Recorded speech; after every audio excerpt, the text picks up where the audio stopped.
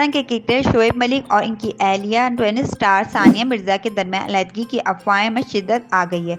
Social media पर खेलों की दुनिया के स्टार जोड़ी शोएब मलिक और सानिया मिर्जा के दरमियान अलहदगी की अफवाहें जोर पकड़ गई हैं, जिनमें कहा जा रहा है कि दोनों मुबीना तौर पर अलहदा हो गए हैं। शोएब मलिक और सानिया मिर्जा ने गुज़िश्ता दिनों अपने बेटे अजहान मिर्जा मलिक की सालगिरह एक साथ मनाई। सानिया मिर्जा ने सालगिरह की तस्वीर अपने सोशल मीडिया पर पोस्ट नहीं की, लेकिन शोएब मलिक ने एक तस्वीर अपने मधु के लिए शेयर की। सानिया मिर्जा ने अपने सोशल मीडिया अकाउंट पर अजहान के साथ एक तस्वीर शेयर करते हुए लिखा कि बेटे के साथ गुजरा वक्त मुश्किल तरीन लम्हात में मदद करता है।